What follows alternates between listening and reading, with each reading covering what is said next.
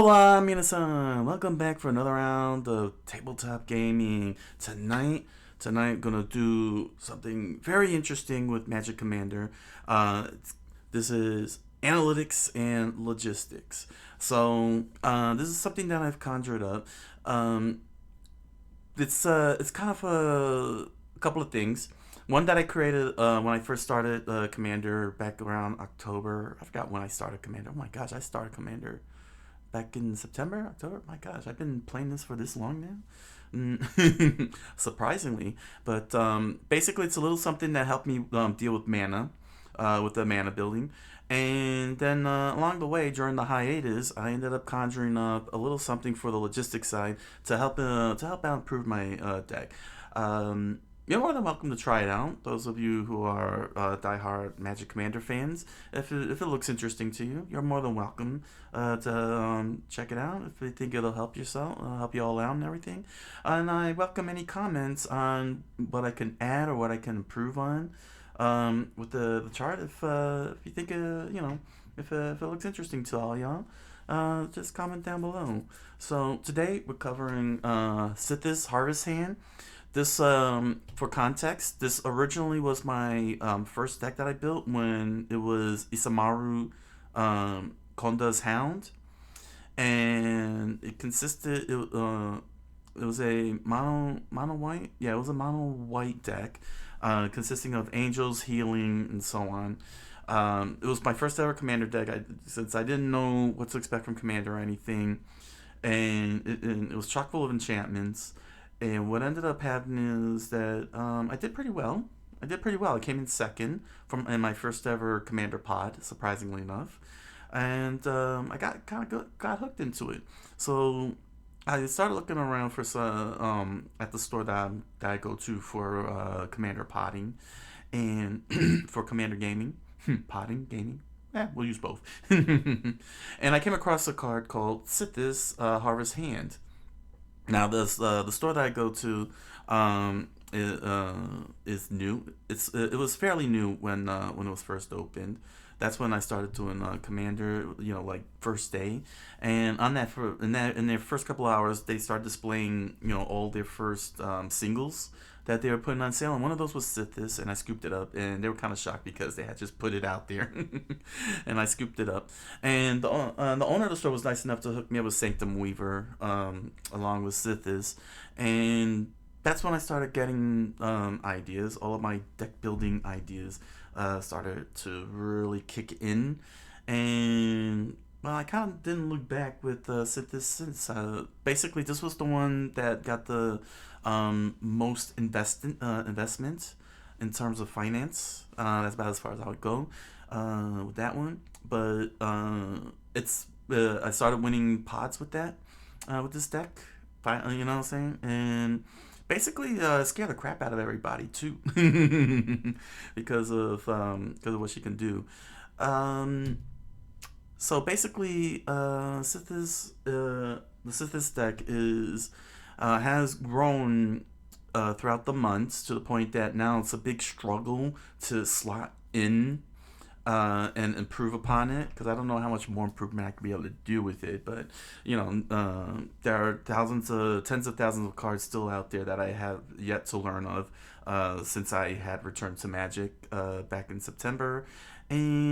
October, right? Since October, September. Well, anyway, the point I'm trying to make is this is where the whole entire analytics and logistics are coming in to deal with these little situations here where I can't figure out how to slot without compromising either the mana curve or the deck strategy and so on. Trying to find things like over redundance or anything that's unnecessary, something that's counterintuitive or overintuitive, and things like that. And it's getting tougher and tougher. Thankfully, I did play my deck over the weekend, and the deck is still not compromised. It still runs amok the way it does and everything. But I'm also facing, but of course, people who've played against my deck are aware of my deck, so they've kind of gotten a little smarter with their upgrades and have been found encounters along the way. So it is getting extreme. It's starting to get more tense and everything. So, without further ado, now that you got the context of the situation, here is here's my Sythis deck. Uh, so since you last saw it, which was a couple of months ago, I leaned heavily into uh, I leaned very heavily into copying, uh, into doing copy cards, because these enchantments are extraordinarily powerful. Like um, we're talking like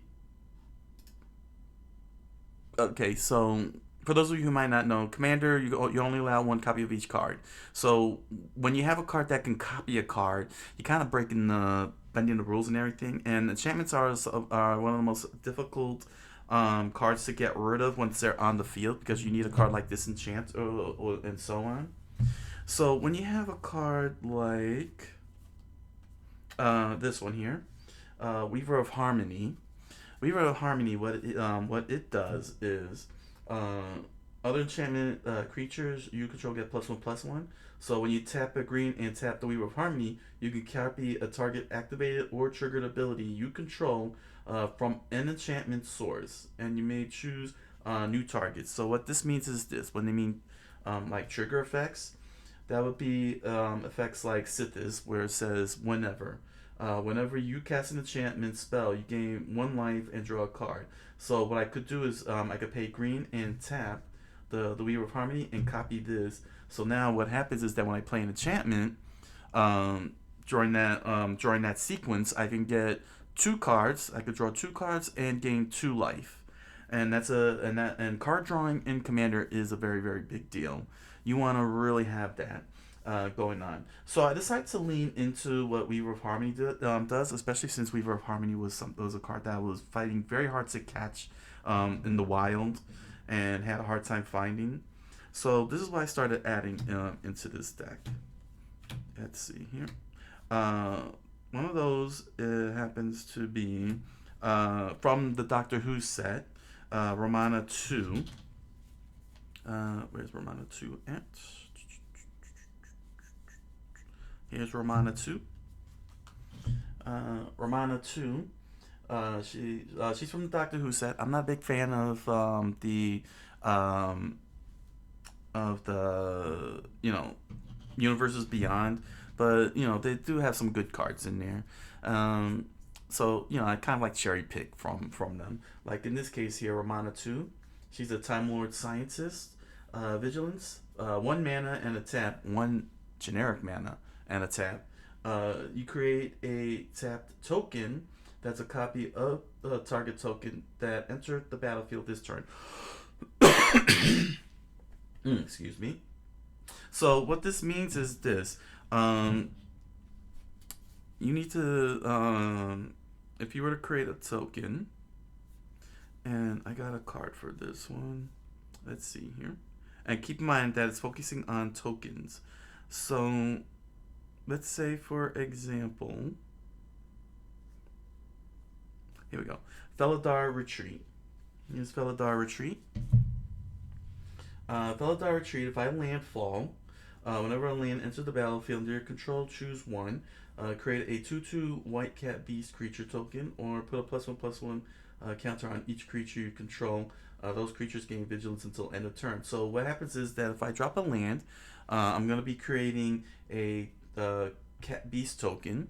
Then what I could do is I can tap 1 generic mana and Romana, and I can copy that cat token.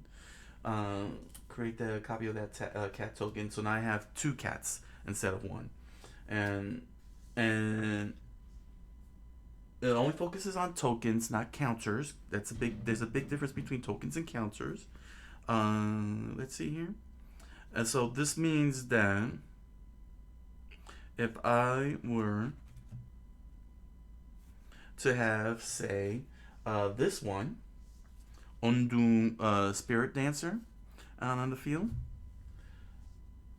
what happens is this: whenever an enchantment enters the battlefield under your control, you may create a token that's a copy of it, and do this only once per turn. So what happens is this: Felidar Retreat, right?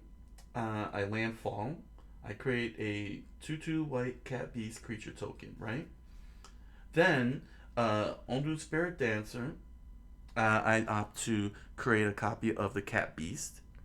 And then I tap Romana 2 and create a copy of that token of the cat beast. So now I have 3 cat beasts out all at once, which is pretty scary. It's a pretty scary thing, quite honestly. But it gets even more scarier as it moves along, because I do have this particular card here. These 3 enchantments.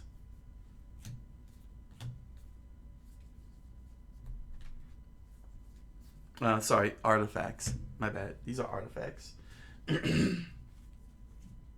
And that is Eska's Chariot, Lithiform Engine, and Strionic Resonator. There we go. There we go. So what can happen is, with Eska's Chariot, whenever the chariot attacks, I can create a token that's a copy of target token that I control. So if I have a token cat beast, I can make another token cat beast whenever I attack with Eska's Chariot.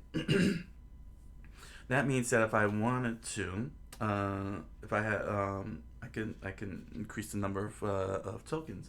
Another scary thing is Lithiform Engine. Lithiform Engine has 3 abilities.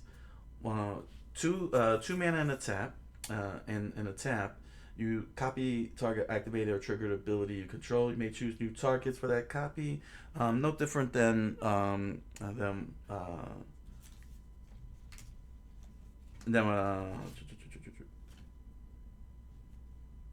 Say Weaver of Harmony. There we go. I was trying to remember his name. So many copies. Or I could do the same for 3 mana and a tap. Copy target instant or sorcery spell you control. You may choose new targets. So if I play a spell or an instant, I can copy the spell or the instant. But the big one here is for 4 mana and a tap, I can copy target permanent spell you control. The copy becomes a token. So what this means is, which becomes an even scarier thing that could happen. Let's say, now remember, this is target permanent. I decide to play Ondun Spirit Dancer, for example.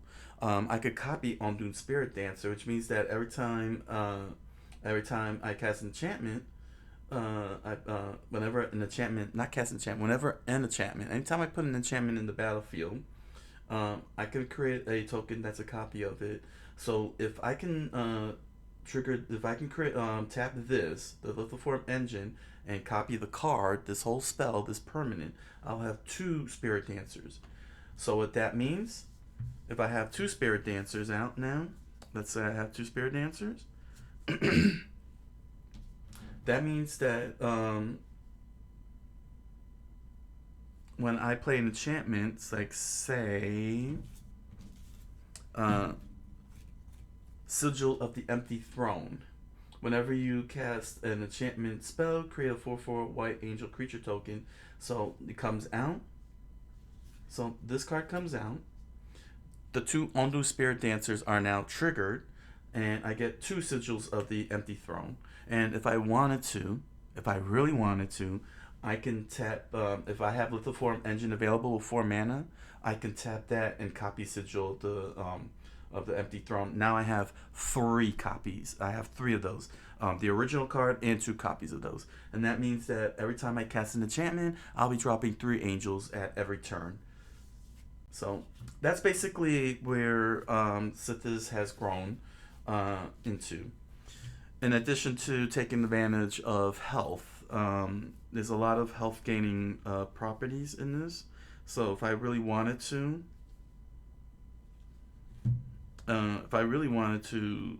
I can use Lithiform Engine and Ondun Spirit Dancer to create multiple copies of Hiliad's Sun Crown. So that way, anytime I play, say, Soul's Attendant or Soul's Warden, any one of these 2 Soul Sisters, or even Nyx Fleece Ram, which lets me gain life, any of these 3, Soul Warden, Nyx Fleece Ram, and so on.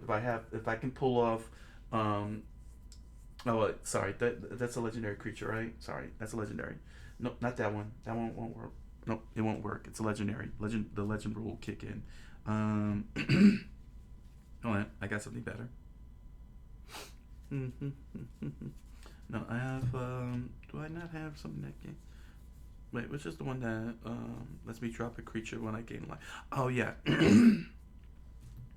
that'll be Holdings of Life Web, isn't it? Yeah, there's still legendaries. I can't do the Holdings. I can't do any of the shrines. They're legendaries. That's crazy. All right. Nope. Sorry. All the legendaries I can't copy, can I? No, I cannot. Yeah, I can't copy. I can't copy the shrines. They're all legendary. Whoops. Whoopsie. Sorry. Right idea. Wrong type. Right idea. Wrong type. Maybe I'll set you over there.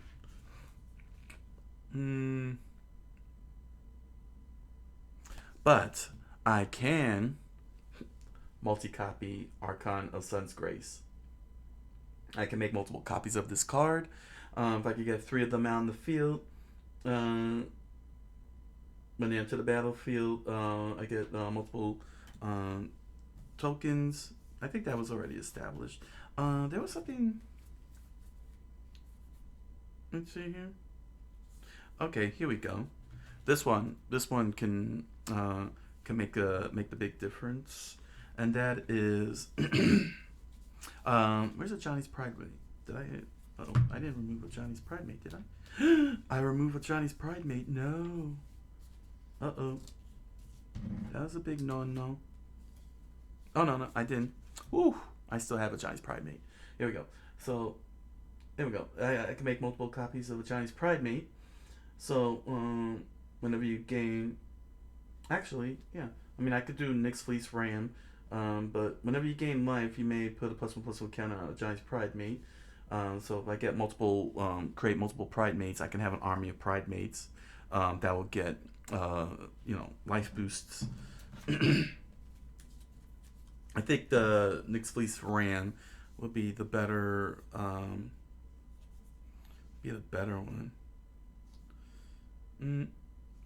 Here's another one. If I do multiple copies, Arasta of the Endless Web, every time my opponent casts a spell, I could drop 3 1/2 green spider creature tokens with reach. That reach part is a pretty big deal. Another big help would be multiple copies of Eidolon of Blossoms. If I can make 3 copies of these, then I could draw 3 cards easily.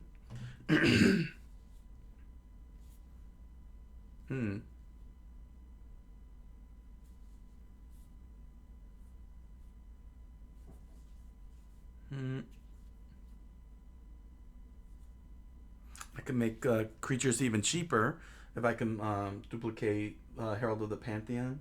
But you get what I mean. Ultimately, you get what I mean. Multiple copies of a lot of these cards will help with the ramp. Even Boon of the Spirit Realm. If I can make 3 copies of these, then every time I play an enchantment, let's see here. Especially if I can make multiple copies. If I can make multiple copies of an enchantment, this is a good one. Then I can put +1/+1 counters. Then I could put blessing counters on it, multiple blessing counters, and really ramp up the amount. 3 of these. Let's say 3 of these, and I play and I put an enchantment spell into the battlefield, and all of a sudden that's 3 +1/+1s, which will be +3/+3 to every creature. And they'll really ramp out. It'll get out of control. So yeah, there we go. So I guess because I was trying to find another strong combo. So yeah, that's one of the things that can happen. I had originally put in Elishnor, Mother of Machines, but I had to remove to make room for better copy cards. Another another crazy combination. Another one that I slotted in is a combo that I discovered on the internet, and it's a pretty nifty one, and I felt that was cool if I could put it in there, if I could get it. This is a very old card that I've had since the days of yore. This is a feeder. It's a spike creature, and and what it does is that you put it comes into play with two +1/+1 counters on it, and if you tap two and remove a +1/+1 counter from the feeder, you put a +1/+1 counter on target creature. If you remove a +1/+1 counter from a spike feeder, you gain 2 life. Now this is an activated ability. They're two separate activated abilities. Removing the +1/+1 counter gives you 2 life, and paying two, removing +1/+1, basically, yeah. So I found out that Heliod Suncrowned actually creates a crazy feedback loop on it. It's not so much of an infinite loop because because it's an activated ability, so you're in control. You can stop it at any time. But in every sense of the word, his ability has indestructible as long as your devotion to white is less than 5. Heliod isn't a creature. Whenever you gain life, put a +1/+1 counter on target creature or enchantment you control. For 1 mana and a white, you can another target creature gains lifelink until end of turn. So basically, what happens is this: I can actually run this over and over and over again using the second ability of Spike Feeder, which is remove a +1/+1 counter and gain 2 life. And I get to put a +1/+1 counter onto the Spike Feeder. And if I just do that over and over and over again, say 50 times, 50, I get 100 life. I will gain 100 life doing that. And that's pretty frightening because then nobody's going to be able to genuinely beat me unless unless they do something something very significant. And not only that, but do I have anything else here? And that's why I was thinking about the copy but I forgot that Heliod is legendary, so it's not gonna work like that. But perhaps copying. Let's see here. But the key thing is that cards like Nykthos Paragon, whenever you gain life, you may put that many +1/+1 counters on each creature you control. Do this only once, so it only works once. But being able to get 2 life and I can spread the two +1/+1 counters is a big deal. Whenever I gain life, again with the Johnny's Pride Mate, who actually will benefit from this, because it's every time I gain life, I do it 50 times. Yeah. Uh, you may put a +1/+1 counter on it. And if I remember correctly, yeah, it says very clearly if an effect causes you to gain 3 life, you may put one +1/+1 counter on this creature. So if I do it 50 times, then I get 50 +1/+1 counters on a Johnny's Pride Mate. So not only do I get 100 life out of it, but now my Johnny's Pride Mate is a 52/52 creature. So that's another life gaining. So that's more life gaining manipulation that was expanded upon since the last time you saw.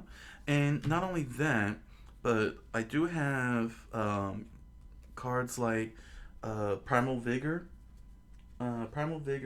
and Branching Evolution. If one or more +1/+1 counters will be put on a creature you control, twice that many +1/+1 counters are put on that creature instead, which is pretty frightening when you think about it, because that means that instead of one +1/+1 counter, I could put two +1/+1 counters and really increase the number of +1/+1 counters on the Spike Feeder, just like that, and just keep it going endlessly, which means keep going endlessly. Or there's Primal Vigor, in which if one or more tokens would be created, twice that many of those tokens are created instead.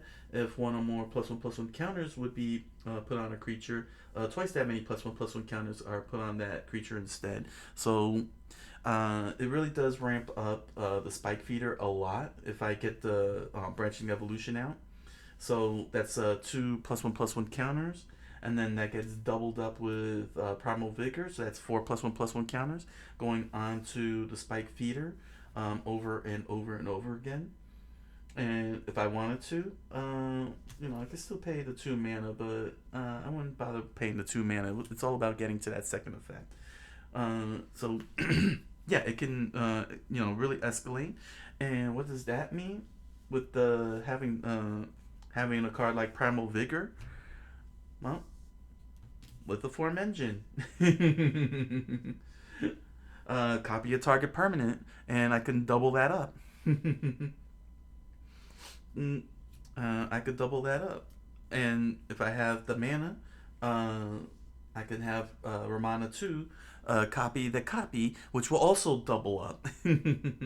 So like for example, here is again, I got Sigil. I can, if I wanted to, I can do I could do Sigil of the Empty Throne, but I can also do Primal Ajani's Pridemate, in which if I activate the Little Form Engine, it's going to create a copy. Primal Vigor will multiply that by 2, and then put Mana 2 on the stack to copy one of those tokens, those Ajani Pridemate's tokens, and Primal Vigor will double that up. So I'll have 5 Ajani Pridemates out in the field, and if I have my Spike Feeder and Heliod Suncrown combination going, then every single one of those Pridemates are going to get 50-50 and become 52 creatures staring down everybody. Basically, I could basically destroy everyone at that point, because that'll be 5 Ajani's Pridemates, and if I'm lucky enough though, Garruk's Uprising for the trample. If I'm lucky enough. But yeah. So basically, that's how much Sythis has gotten. To deal with card drawing issues, because this started getting a little out of hand with the card draws because of Sythis and a few others like Eidolon of Blossoms. I put in these 3. I put in these 3, in which I have no hand size, which it gets rid of my hand size. Where are you at? Reliquary Tower. There we go. That's Reliquary Tower, Thought Vessel, and Spellbook. There we go. Those cards, basically. So all 3 of these resolve my card drawing issues over from Sythis and cards like Eidolon of Blossoms and so on. That gives me the chance to build up on it. Let's see here. My defensive measures have not changed. I still have Farewell, Cataclysm, Swords to Plowshares, and Disenchant. But I came across this new enchantment. Well, it's not really a new enchantment. It's an old enchantment, but I've never seen it before. It's new to me. It's this one is called Sphere of Safety. I had to remove I forgot what I removed, but I removed a critical enchantment for this.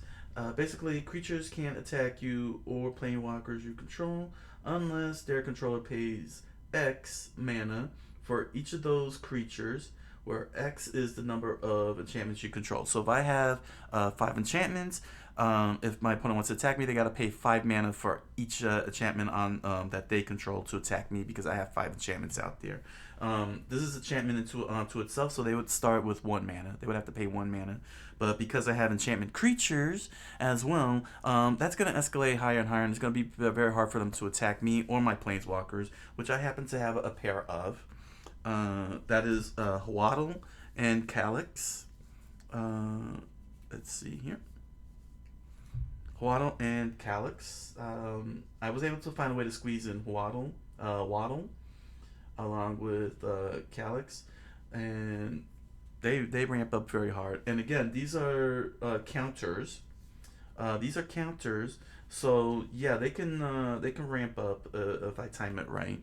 very hard, and really and really make Waddle go crazy with some of these abilities here. Especially the target creature gain plus X until end of turn, where X is the number of creatures you control. So again, throwing more and more and more creature counters, and pumping them all up, and then to get even more pumped up, pump up that one hard swinging creature, and of course Calyx Destiny's Hand, which basically allows me to remove target permanents. Is it target permanents or target creatures? Sorry.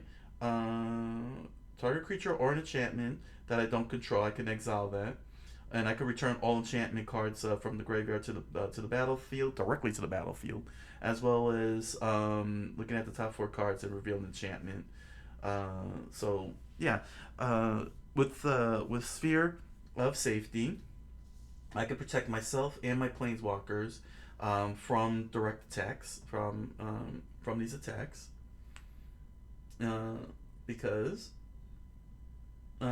because they got to pay for each enchantment out that I have out in the field, and I have a lot of enchantments. All right. Well, so now that I got you all up to date, um, hard decisions were made. Like I had to remove Elish Norn Mother of Machines, a pretty good card for this deck, but I have so many copies, stronger copies, because she only copies enters the battlefield. However, I got plenty of copy cards like Lithiform Engine and Romana 2 that I didn't see the need for such a very specific copy that is enters the battlefield. Abilities. Uh, it's unfortunate because it's really solid.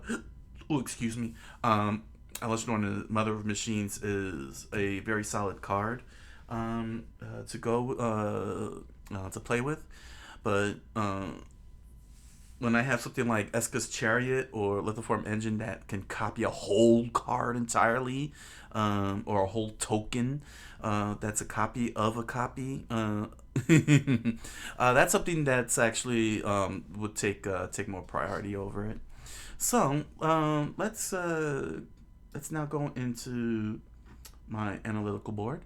Time to introduce you all to the analytical board here. This is my analytics and logistics chart. This is the whole setup here. So this is where I'm trying to accomplish now, because decks like Sythis Hand is now getting much harder. How hard is it getting?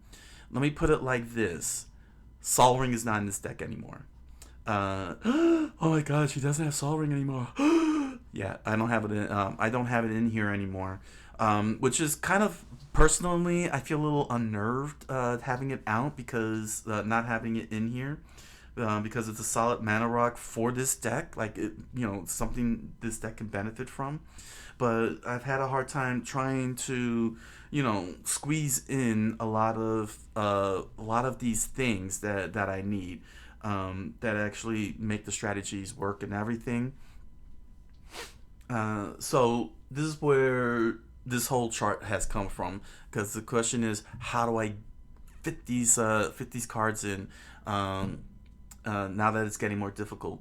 On top of that, my other commander decks, they still need more tweakings, a lot more assistance and such. And it's something this would also help out in finding out, where the mistakes are at. Like one of my decks, I found, thanks to this chart, I noticed that I had very low basic lands. My land count up here. And so that's when I had to increase it, and then when I played it again, the deck ran a lot better. So that's the whole point of this, is to find those things, to find the issues of why a deck isn't working. Now the thing about Sythis is that without the Sol Ring, it still works solidly, especially with the low number of mana rocks and so on. That's not mana ability cards. You know what I'm saying? But that doesn't mean that that it can't be improved upon, or that there's a way to do better with it. So to give you all a quick walkthrough on how this chart works, um, the top part here in green is my commander, which is reflected here in the mana curve under green, C.O. First, we start with the card type, and this is the whole card type breakdown. Sythis has 35 lands.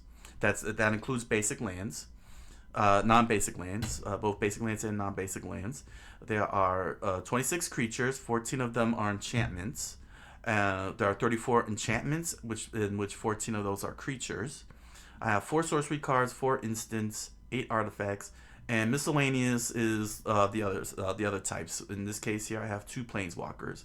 If I had fit in, say, Invasion of Moog, which is a white-green battle card, then I would have it say 2 planeswalkers and 1 battle. That's what miscellaneous covers. Mana ability cards. Mana ability cards are one of 2 things. Cards that have the tap symbol, like you see here on like you would see here on basic lands, like the forest. Give you a quick zoom in on this, like the forest, or if it does something like this, it has a phrasing. The best way you can tell, because it's kind of like a triggered or activated ability. The best way to know is if you look for this type of phrasing that you would see on this card here. Here we go. Here's Wild Growth. This is Wild Growth. Wild Growth is whenever enchanted land is tapped for mana, it produces an additional green. So if you keep that phrasing in mind, those are mana abilities. Basically, your mana source. Mana source is I don't know if they still go by mana source anymore, but basically it's the fastest speed in Magic the Gathering. It is the fastest speed. And if you see any card that has this type of phrasing or similar phrasing to Wild Growth, that's mana speed. That's mana. It's a mana source and it's mana speed. That means that it's faster than instants. Basically, it beats instants no matter what, and produces you with mana. So that's basically what mana ability cards are. And in this case here, I have 35 lands that are at mana speed. I have 2 creatures that are at mana speed, 3 enchantments at mana speed, and 3 artifacts at mana speed. Next up is the mana curve. You probably see this a lot throughout the internet when people talk about, this is going back to the days of yore. This is like really back in the days when I came into it back in '97 during the Weatherlight. I learned about the mana curve, and basically, you take the top right of your casting costs and you line them up in order. So here, it'll look something like this. Here we go. This is what your mana curve would look like. 1, 2, 3. Let me find a 2 card. So this is an example here of how you would line it up, and you would line your cards up like this, and it'll look like what you see here, a little mountain, the whole peak, and then it goes down like a hill kind of effect here. And this helps you understand how you be able to cast your cards more consistently. How to cast your cards faster if there's an issue with the mana, and so on. If you have any mana issues, this will let you. The mana curve lets you know where your situation is.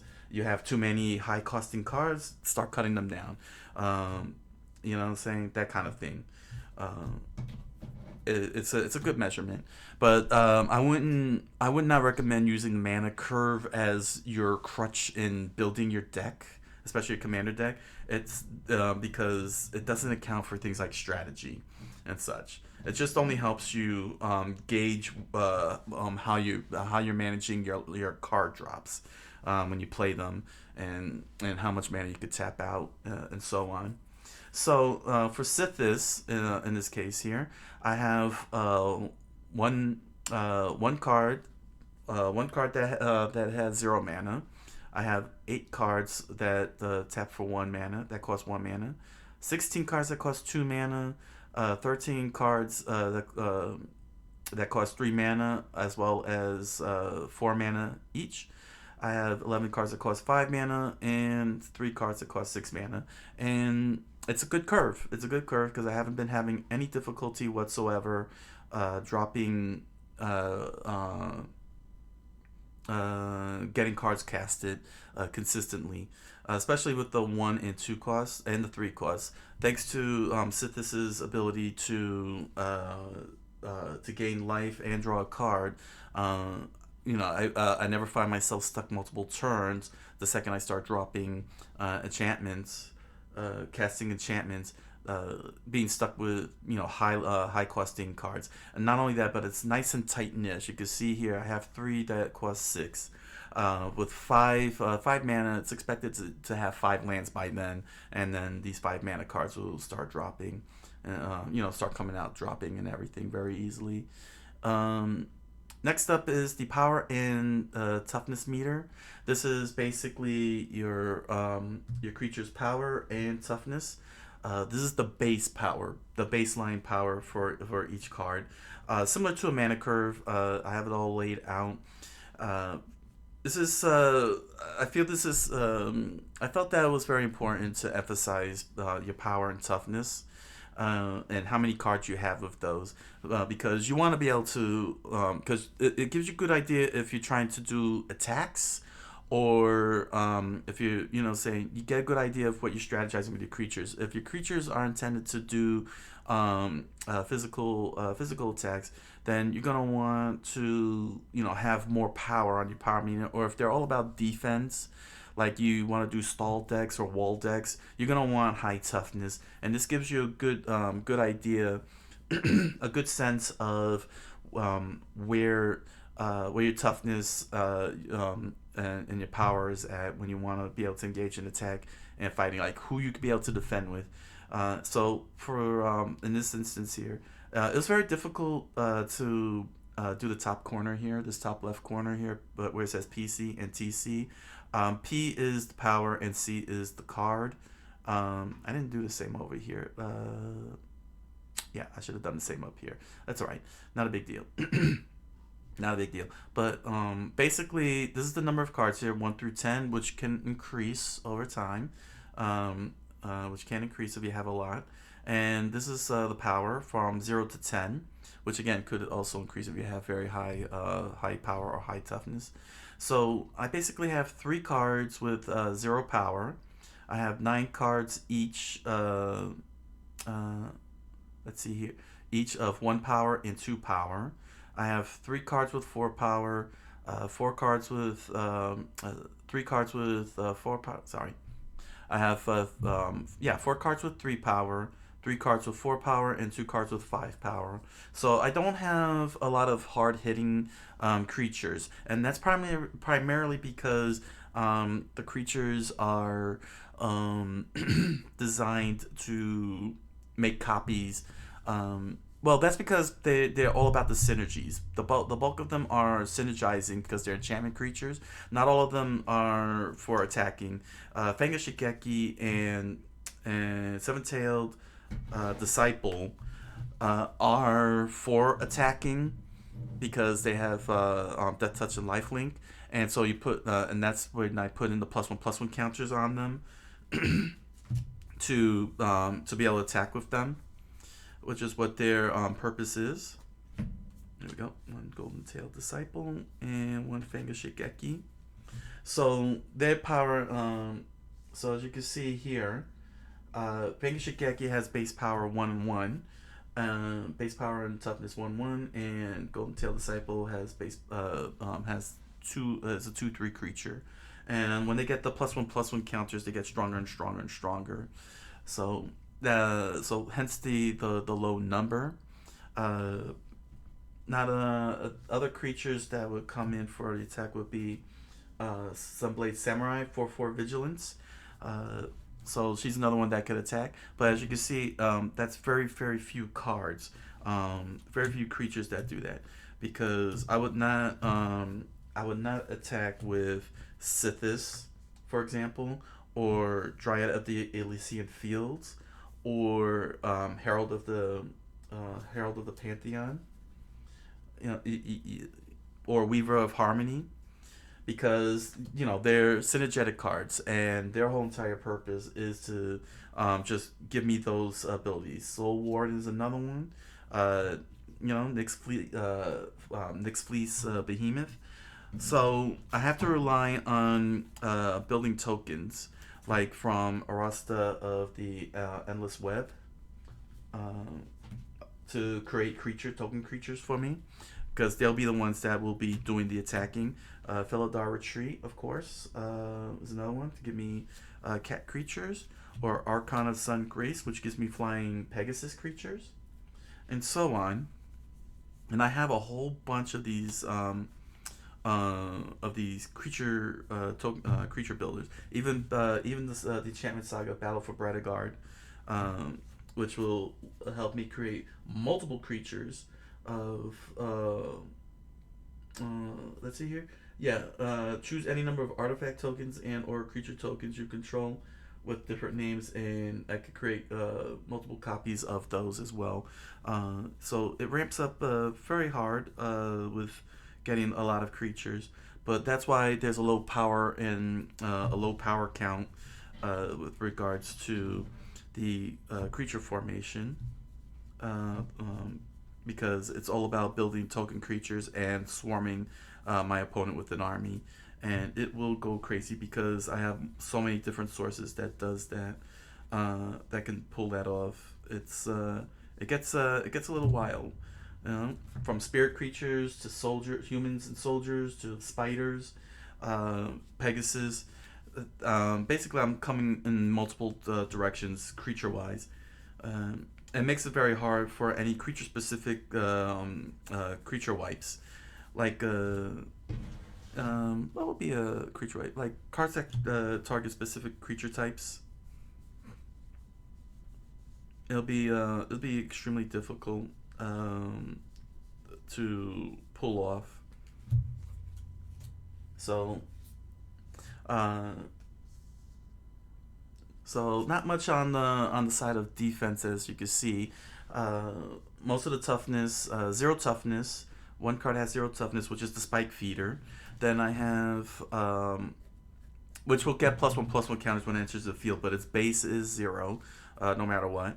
Uh, then I have 7 cards with 1 toughness, 9 cards with 2 toughness, 4 cards with 3 and 4 toughness each, 3 cards with 5 toughness, and 2 cards with 6 toughness. So that's basically what my defensive measures are when I need to block.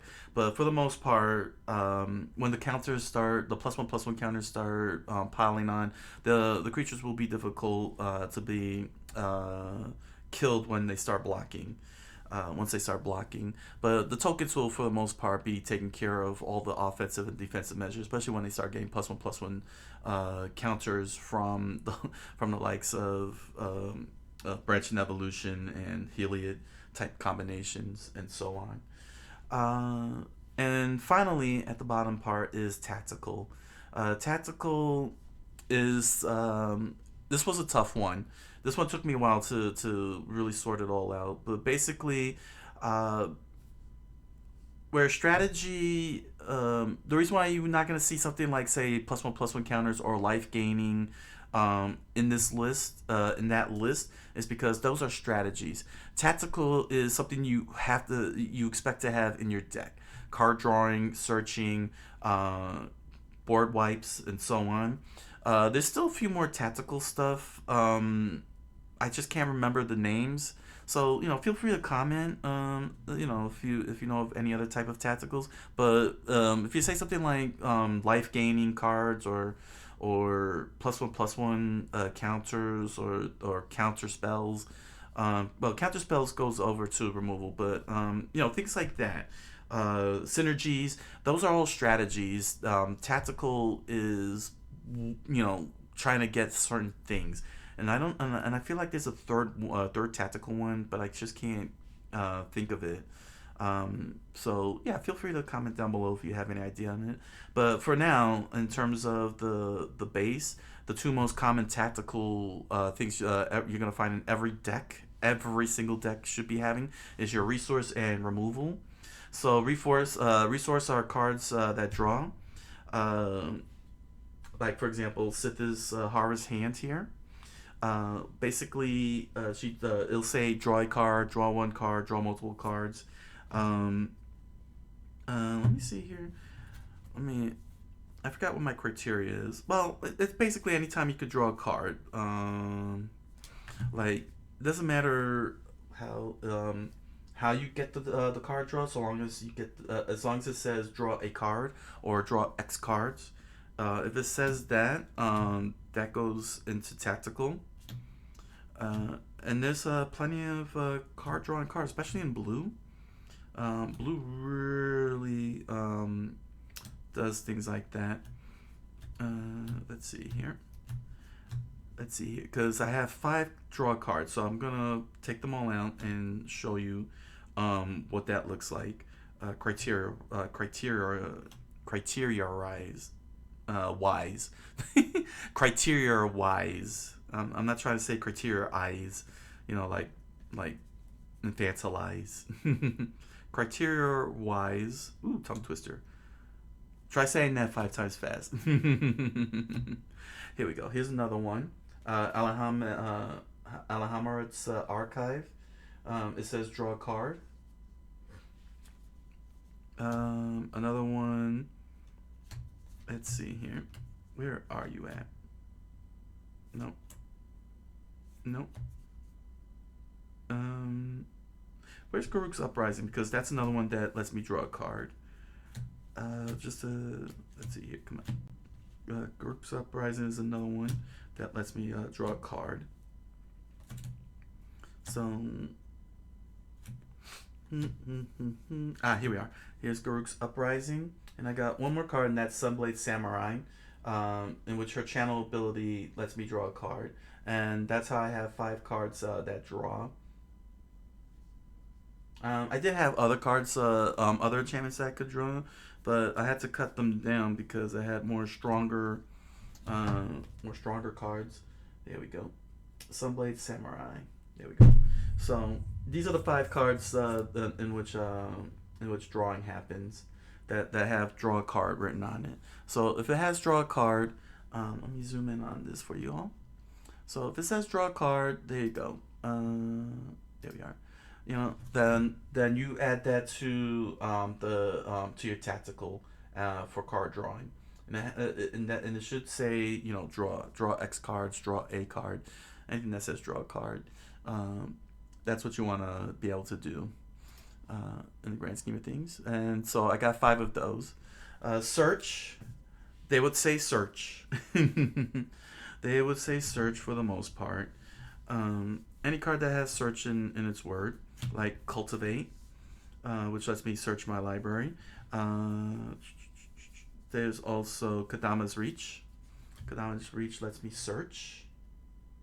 And I have a third one.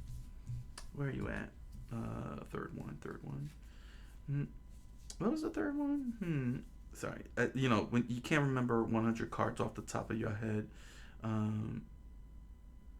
Let's see.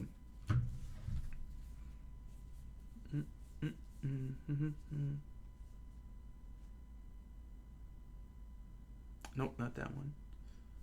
Oh, snap. I forgot about Commander Sphere. Oh, dear. I have Commander Sphere, which lets me draw a card. So, we're going to up that. Oh, my. That means that I had 6 cards that let me draw. Oh. Is it among the lands? Yeah, searching also includes lands, like Terramorphic Expanse. If it lets you search for a card, make sure to add those. Nope, I don't have that. I don't have that. I need to make sure I add that card for the next thing.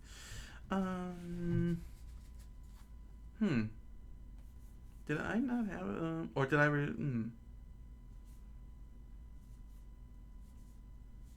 Oh my! Looks like nope. Arcane Signet. Nope. No. Nope. Mm. Oh, alright. I know I have it here. Let's see.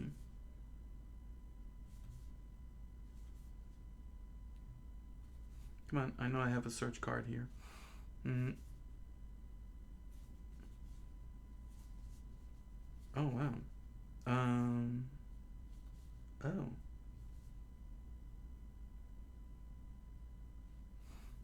Mm. Oh. Okay. I must have removed it. Hmm. Yeah, like I said, a lot has changed here, and yeah, it looks like I did remove it. So we'll update that. No problem. See, that's the whole point. That's the whole point of this chart, to also help keep track of what you got going on in your deck. It's very, very, very important. So yeah, I only have 2 search cards. Okay. Wow. Hmm.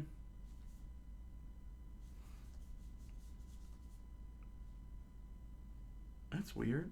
That is very weird. I thought I had 3. Hmm.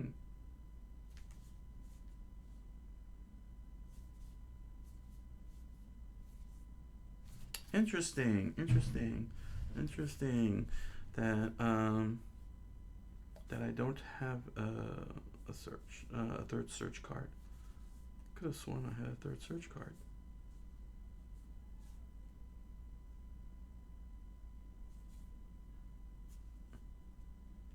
Hmm.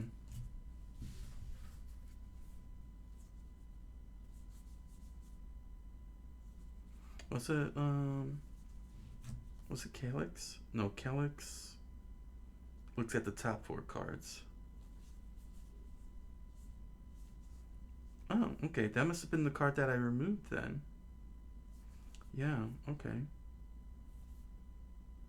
Oh. Oh, okay. No. Okay. Sorry. Sunblade Samurai is the one that searches. I thought she was I forgot. She's the one that searches, not draw a card. So I do have 5 card draws, which is the commander, which includes the commander sphere. Uh, and I have 3 search cards, which is the Sunblade Samurai, Kadama's Reach, and Cultivate. They let me search for land. There we go. Sorry about that, everybody. I apologize for that mishap. Sunblade Samurai searches for a plains, and Commander Sphere is the one that draws a card. I had the 2 of them mixed up. So yeah, these are the 3 search cards that I have there. Recovery. For recovery, I happen to have the Starfield of Nyx, which is right here. Oh, it's not right here. Here we go. Starfield of Nyx. That's my 1 recovery card. This recovery. Well, people call it recursion, but I just call it recovery for just for layman's sake. For the sake of layman's term. But basically, recover is taking a card from getting a card out of exile or out of the graveyard. It doesn't matter if it goes to the hand or to the battlefield. It's just getting them out of those 2 zones and getting back into your resource. So what Starfield of Nyx does is at the beginning of your upkeep, you may return target enchantment card from your graveyard to the battlefield, and as long as you control 5 or more enchantments, each other non-aura enchantment you control is a creature in addition to its other types and has base power and base toughness each equal to its mana value. So Starfield Nyx is a very, very powerful card and gives me more creatures to work with. I did Living Lands once. It worked nicely, turning all my lands into creatures, but I dropped it. But I dropped it because I felt like I was making myself too big of a target for creature lives, and I don't want to lose the lands. But yeah, basically that's the 1 recovery card. Next up is Top Deck. So Top Deck And I should have included this particular card. But what Top Deck does is it lets you basically look through the top cards of your deck. Think Brainstorm. Brainstorm says draw the top 3 cards of your deck, put 2 back on the top of your deck, and keep 1. That's top decking. Uh, it's a gambling thing, so to speak.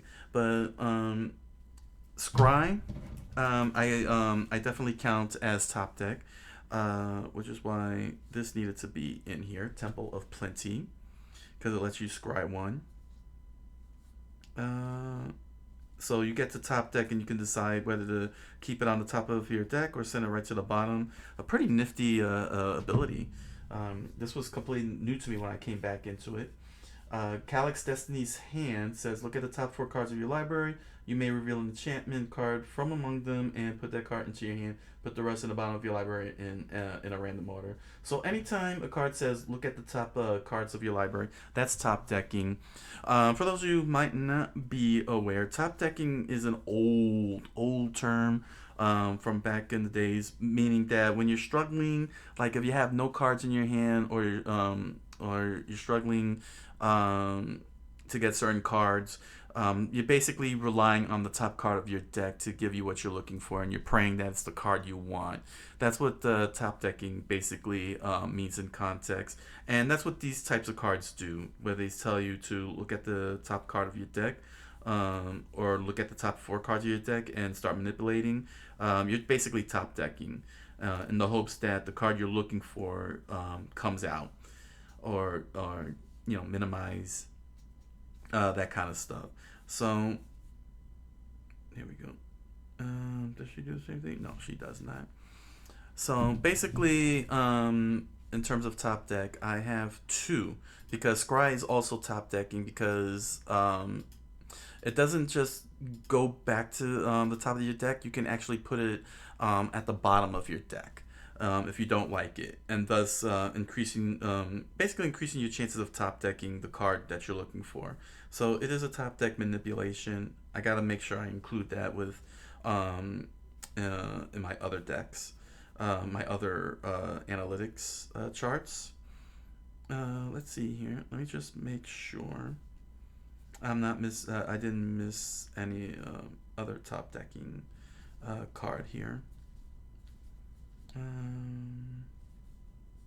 Anything here? Because I've been adding a lot of new cards here, like Champion of Lampholt, which creatures with power less than Champion of Lampholt's power can't block creatures you control. Whenever another creature enters the battlefield under your control, put a +1/+1 counter on Champion of Lampholt. So yeah, it gets a little crazy with that one. So those are some. That's an example of some craziness. Yeah. So those are the only. Okay, those are the only 2 cards that let me top deck. Okay, good. All right, there we go. So that's corrected.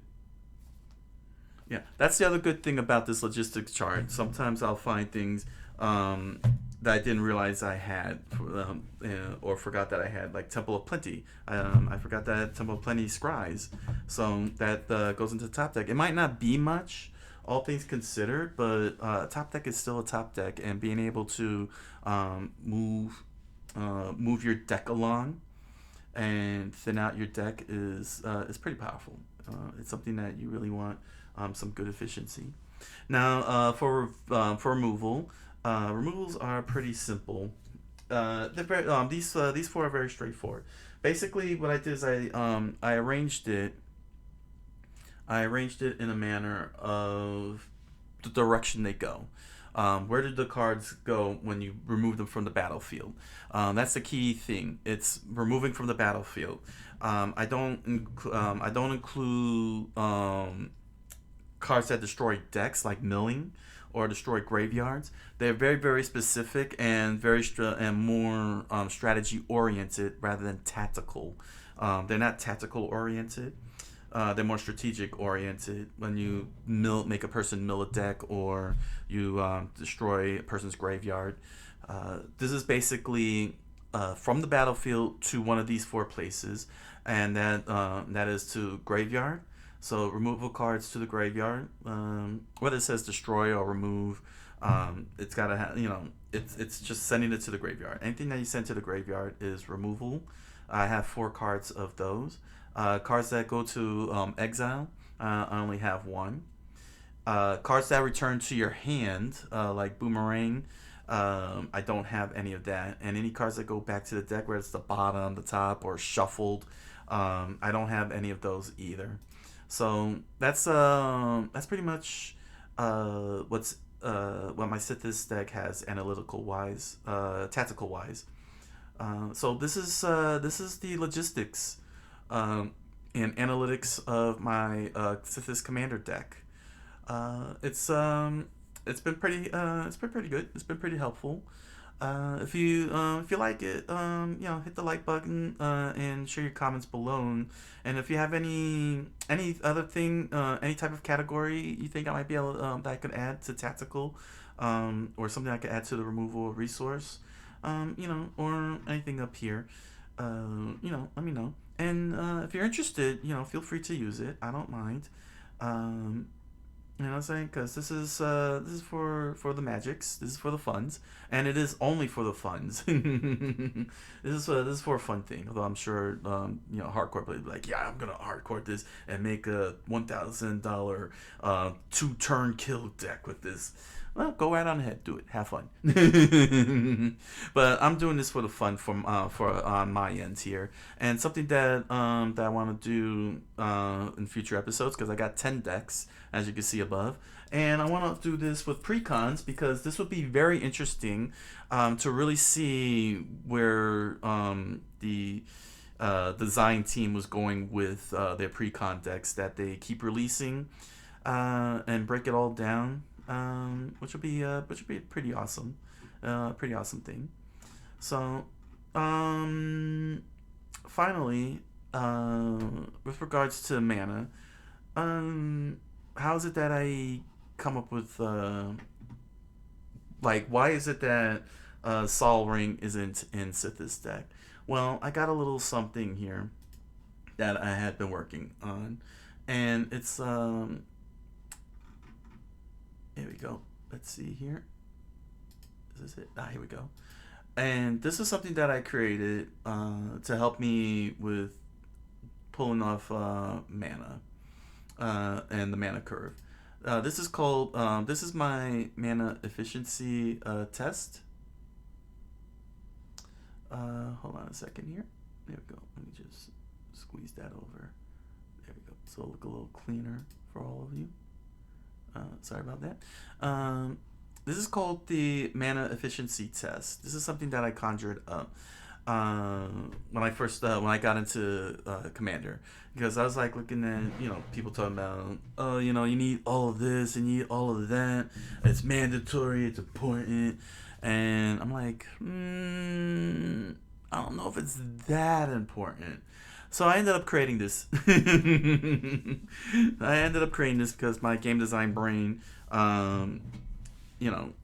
happens to run on all cylinders. But basically, the mana efficiency test is all about how much mana you could get within your first 5 turns. The theory, and it's a theory. This is not absolute, but the theory with MagictheGathering is that by your 5th turn you should have 5 basic lands out.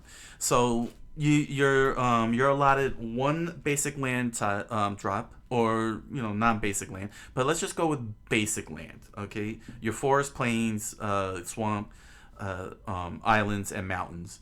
Those 5 cards. The theory is a well-made deck. You should be able to drop 1 of those basic lands each turn in your first 5 turns, and by turn 5 you should have 5 basic lands, in which then you could drop 5 mana cards, in which you could drop 5 mana costing cards. That's the running theory, but it doesn't really but it's not 100% effective, because so many decks are built differently. So many decks go in so many different ways. But but the whole point of the of cards like Sol Ring is to cut that down in terms of the mana curve.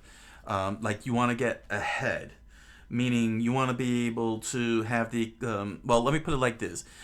Basic land gives you 1 mana. It only gives you 1 mana when you tap it. Sol Ring is the equivalent of 2 lands. Even though it's generic mana, it is the equivalent of 2 lands because you're 2 basic lands because you're tapping for 1 mana each. And if you and on your first turn, if you were to drop a basic land and then you drop the Sol Ring, you effectively have 3 lands before turn 3. So that's why so many people, so many people say you gotta have Sol Rings in your deck. Like every deck's gotta have a Sol Ring because you get Sol Ring on that first turn, you just effectively got 3 lands on 1 turn. So that's the running theorem. That's the running theory. So with that notion in mind, that's why I came up. That's why I came up with this mana efficiency test. And the way this works is mana, how much mana I can get within 5 turns to be able to start dropping heavy cards, because you don't want to have you don't want to be stuck mana screwed, especially land screwed, and being unable to drop lands per turn. And you want to be able to start casting cards, within your first 5 turns, as crazy as possible. Like you want to be able to drop 2 to 3 cards, be able to cast 2 to 3 spells by turn 3 to turn 4. At least that's what people, are emphasizing if you want a well-made, well-running commander deck, so that you don't fall behind your opponents and playing catch-up or worse, end up getting slapped around. Especially if you're doing competitive, because if I understand correctly, I've never played competitive, but if I understand correctly, if you are 3 turns behind your opponent and you don't have any creatures out, they're all going to attack you and take you out because it's competitive. For casual players, they'll probably ignore you if you don't have creatures out and consider you a non-threat. But basically, yeah. This actually helped me improve my Sythis deck and is partially the reason why I don't have Salt Ring in here, because my mana efficiency is very, very, is pretty high. It's pretty high. If you can make it high enough that you don't need a Sol Ring and you're generating mana consistently, and that's the key thing, is to generate mana consistently. As long as you're generating mana consistently, a Sol Ring may be a non-factor unless your deck requires let me put it like this: every deck you first build, let me put myself on the screen here, so that way I can talk to you all about Sol Ring, because it does because on one hand I understand why every deck needs Sol Ring. What irks me is is this elitist, that's too strong of a word, this insistence, there we go, this insistence that every single deck imaginable in Commander, all 100% of decks that has ever been built from every single player out there, is supposed to have a Sol Ring. And I understand why. Like I said, saying a turn 1 Sol Ring gives you the equivalent of 3 basic lands to tap. But not all decks are built the same. And not all decks are built with Sol Ring, to handle Sol, that would need Sol Ring or handle Sol Ring. My advice when building your a commander deck for the first time is definitely have Sol Ring. Or if you're like a high level commander player, definitely gotta have the Sol Ring on your on your newly built deck. Because it helps you, get your deck running, and it gives you an idea of figuring out everything that goes. If you can get a good, strong, efficient build of mana consistently, and Sol Ring is not making a difference one way or the other, like it's not impacting your deck positive and negatively, both positive and negatively. So you know what I'm saying? So there's no negative effect where you feel you needed that Sol Ring, and the positives is inconsequential. Like it's not making your deck, super fast, super strong. Then I would say remove the Sol Ring. Remove the Sol Ring if your mana is so efficient that the Sol Ring is neither giving you a benefit or giving you a negative. If it's not giving, you know what I'm saying? Like if it's not giving you one way or the other, then remove the Sol Ring. But if your deck is, I don't know if I said that right. I guess, but you know what I mean.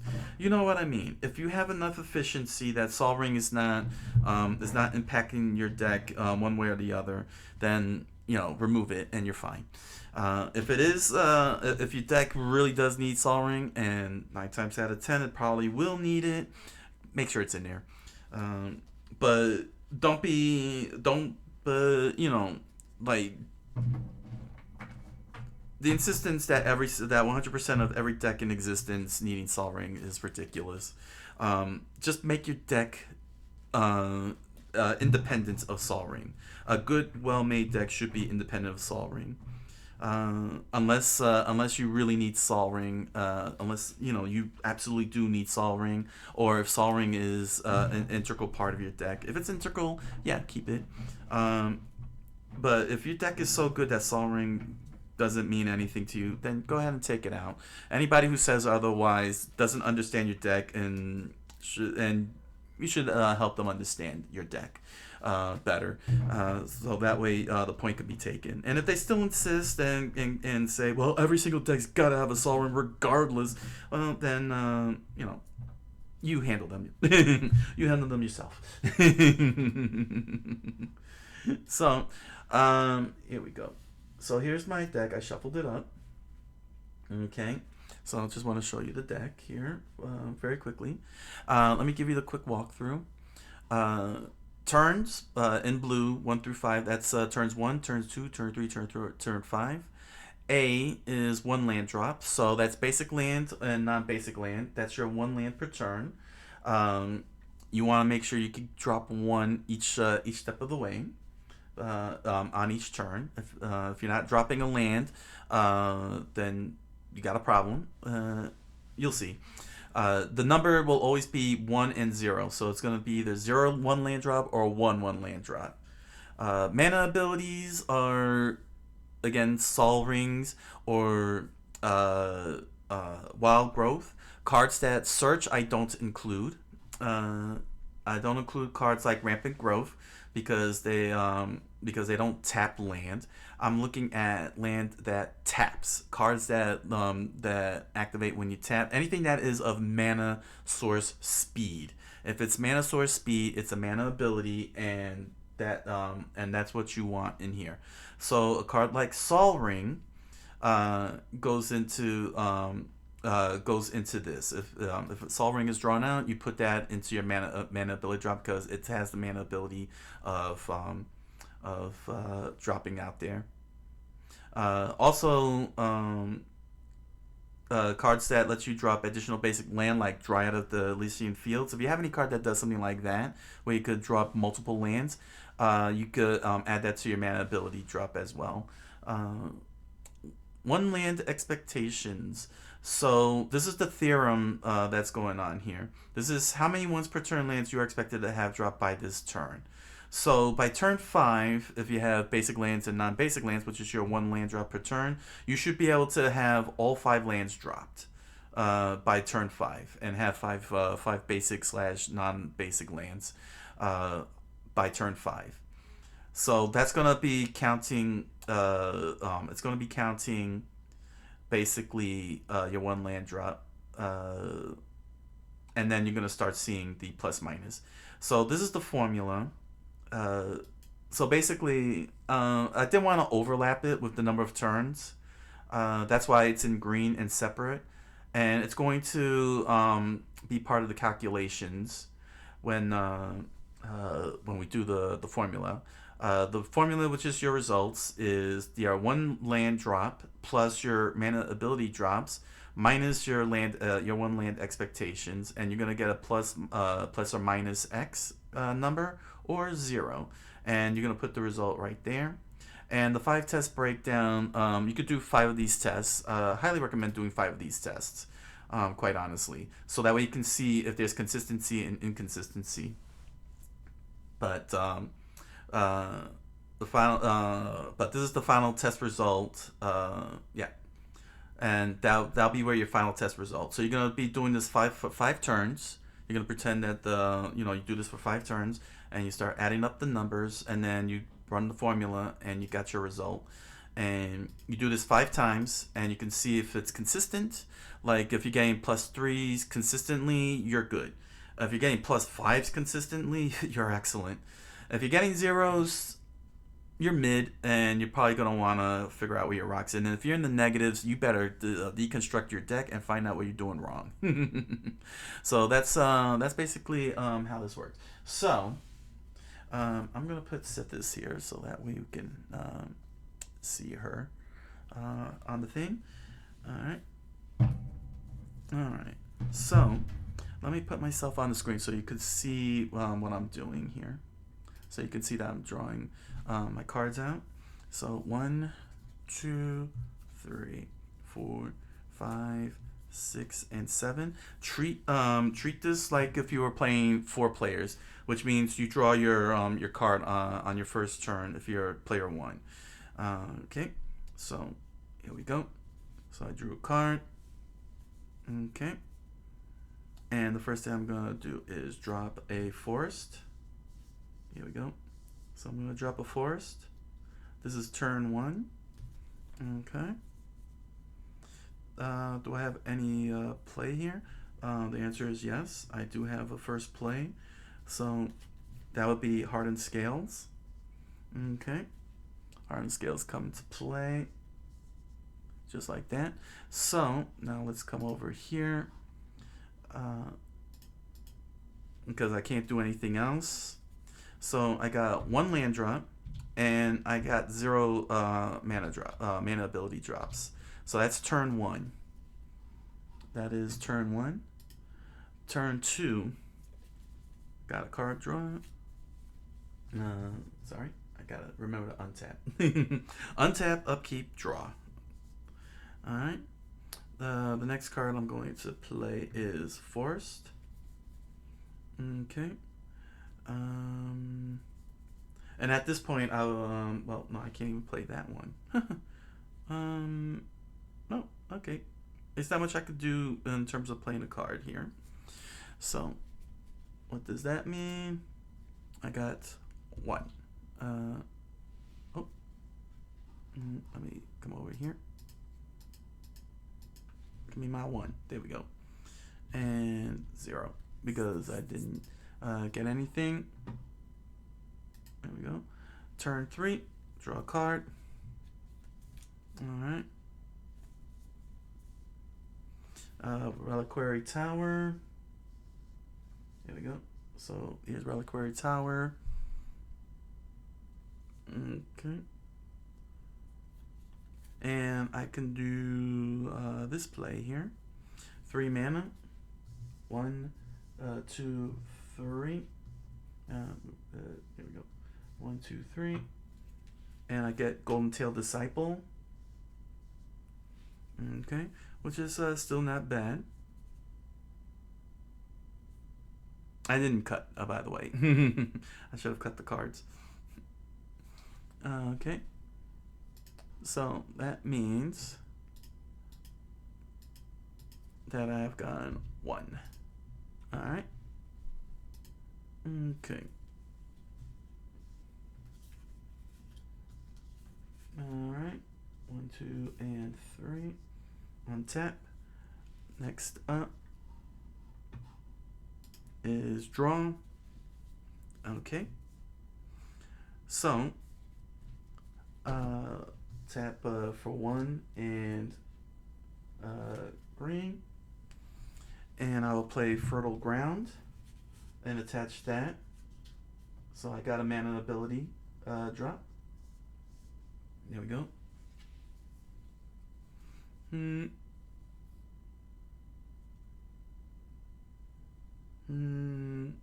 And I will tap 2 mana white and green from Fertile Ground and bring out Sythis.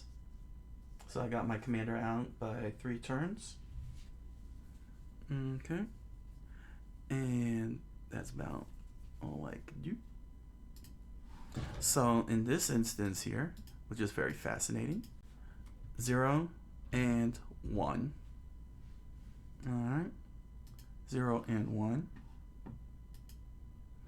So now let's untap this. Now that I got Sythis out, I have 4 mana to work with, despite the fact that I didn't get a land drop. Okay. And so, what do I want to start with?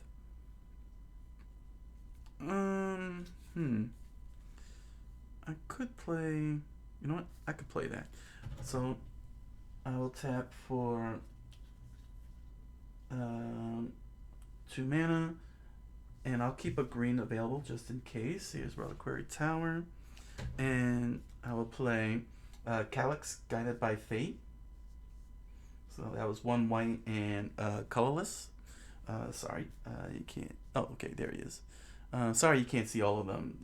Barely, barely got any room going on here. So there we go.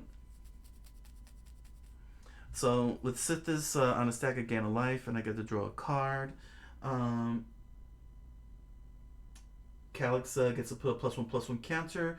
Plus, let's see here. I get to let's see, and enter the battlefield, so I get to put a +1/+1 counter on target creature, plus an additional +1/+1 counter because of hardened scales. So 2 +1/+1 counters would go right onto Golden Tail Disciple, turn it into a 4/5 creature with lifelink, and I get to gain life and draw a card, and that card will be my planes. So I got that one, and that's all I could do. That's all I could do for now. So let's come back to here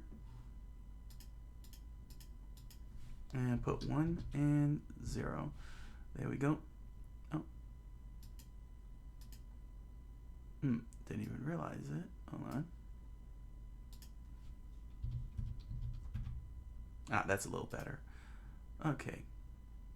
There, that's actually a good fix. And there we go. So that's all 5 of my turns. And the result is this. We got 1, 2, 3, 4, 5. Let's say I got 1, 2, 3, 4. So that's 4 on the A plus 1 on the B. So that's 5 minus C. So subtract by 5. And that's 0. So this is a push. There we go. So there we go. So it's a bit mid. But the fact that Sythis, but what makes this a little different though compared to what other decks do, and why I'm in fine positions, because I was able to get Sythis out, and since Sythis is out, my next play, let's just say I continue on to my next turn. So I got 5 mana. So now I got some. I can. I can still play. I'm okay. Let's just say that I'm okay, but I'm not in a great position, because chances are, even though I was able to get 5 the equivalent of 5 lands out by turn 5, my opponents most likely may have gotten their ramps off and everything if they have their decks in their favor. However, the next set of cards that I'd have if I were to draw out, I would have a choice. Let's see, I drew a card from my hand, and that was Branching Evolution. I also have Dryad of the Elysian Grove. Or if I need some defensive, with 5 mana now available to me, I could do Ondun Spirit Dancer, Mirari's Wake, Boon of the Spirit Realm, and Naturalize. So by turn 5, I have access to all the cards in my hand. All of the cards in my hand by turn 5. But one could rightfully argue that I could do better than this. That I could do better than this and not have this kind of setup. so to speak. Reliquary Tower is good. Is a good help with Sythis in terms of card drawing. If say the card draw, I'm drawing cards, but I'm not getting what I want out, and so on. You know what I mean? Or if somebody decides to hug. And then once you're done with that, if you want to do it again, you just remove all this. You just remove all this, just like that. Save. There we go. And then do it again. Okay. So let me. So let's do this again for test number 2, for what is effectively test number 2. So. And believe me, if it wasn't for the fact that Sythis draws a card and she comes down very, very quickly, because she's only 1 green and 1 white, Sol Ring would definitely end up being in here if this was any other commander. But because Sythis could come out on a green and a white, it's pretty effective. You know what I'm saying? Because I have so many enchantments. 34 enchantments means I could at least draw 34 cards from Sythis alone. But if I have cards like Alamaharet Archive, crap, I forgot the whole name of it. But if I have that card, then I'll be drawing out more, along with any other card that lets me draw extra cards. More efficiency. So basically, being land screwed may not happen as much, but considering that this is a deck dedicated entirely to enchantments, and that's dedicated entirely to enchantments, it's a very slow paced deck, and that's okay. Doesn't need to be ultra fast. It just needs to be very consistent in that sense. All right, so yeah, we're good. I'll do a quick one, another quick one. 1, 2, 3, 4, 5, 6, and 7. So here's my first draw, and naturally we'll play Fortified Village, which then I reveal my forest card, so it could come to play tapped. And no, I can't do anything. Oh, I could have just played it untapped. That's fine. Alright. So there's our first land drop. Oops. There we go. So first land drop. 1, 0. Alright. So draw again. Okay. I'm going to play forest. Here's a forest. And then I'm going to tap the... Actually, yeah, I'll tap the village. Yeah, I'm going to tap the village. And I'm going to play Wild Growth. There we go. So there's Wild Growth. So it's already started off good. So that's 1 and 1. Alright, that's a 1 mana ability drop. And I still have mana on hand here. So I'm going to tap for 2 green and play Goshen Tai of Boundless Vigor. Technically speaking, I should have really tapped for Sythis, but you want to get the ramp going as soon as possible. Don't worry about bringing out your commander if ramp is available, because without the ramp, you're not going. You know what I mean. The next turn, you're gonna end up having good things, but bringing out Goshen Tai as early as possible means you can start setting up your thing. So turn 3. Here's turn 3. Okay, that's all untapped. Draw. I get a forest, another forest to play. Okay. And now what I can do is I'm going to... I have two choices. I have multiple choices. But you know what? One does not want to screw around. So you tap 1, 2, 3, and you play, and I'll play Cultivate, which is search your library for up to 2 basic land cards, reveal them, and put one into the battlefield tap and the other into the hand. So, got another land card thrown in. On the contrary, that's going to be white, but you got to show your opponents what you're pulling out. So here's green and white. So the forest is going to go back to... Well, technically speaking, I should play the pair of planes. Sorry. I should really be doing 2 planes because I got forests. So here's 2 planes. Alright, one stays on the field tapped. The other is going to go into my hand.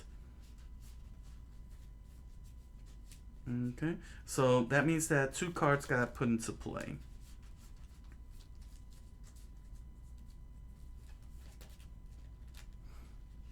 Yeah, so basically Cultivate is not what counts. What counts is the land that Cultivate put into the field. So that's where the one mana ability drop comes in. That goes back to my hand. I have a tapped plains. Sorry, it looks like a mess. So for turn 3, 1, 2. Got one basic land drop, and I got an additional land thanks to Cultivate. And Cultivate goes into the graveyard. And I don't have enough to play another card, which is fine. What's important is got mana. Okay, so let's untap. This is now turn 4. Okay, untapped all that land. Okay, let's go back to here. Draw a card. And now I get to play the planes that I got. So I'm going to just throw that right on there. Just like that. Okay. Which means now I can start playing multiple cards. I'm going to tap a white and a green to bring Sythis out. Now I have 4 mana available. So with that 4 mana, I could do a couple of things. But you know what? I'll bring this one out on the cheap here. I will tap... let's see. You know what? I could bring it. Should I bring him out entirely? You know what? I might not get another chance because you never know what your opponents could do. So I'll tap for 4 mana, and I'll bring out Hyliot, God of the Sun. So Sythis goes on a stack, so I get 1 mana. I draw a card, and that 1 life, draw a card. 1 life, draw a card, and there we go. So if I had a little bit more mana, I probably could have played this card, but that's all right. I got 2 out on 1 turn, and that's a big deal. So now we go back to here. 1, and I didn't have any type of drops or ramps, anything. You know, none of that. So turn 5, let's untap all of this. Okay. Untap all of that. 1 last draw. Here we go. Alright. So I got a good number of cards here. Let me start on the cheap here. Tap 1 white and 1 green. And I'll play Nyx Fleece Ram. Because it's going to end up off the screen. Enchantment creature, so Sythis gives me a life and a card from the stack. So I draw a card. There we go. And I can actually play these 3, white and 2 green. And I'm going to play Battle for Bredegard. Again, another enchantment. It's going to go off the screen here.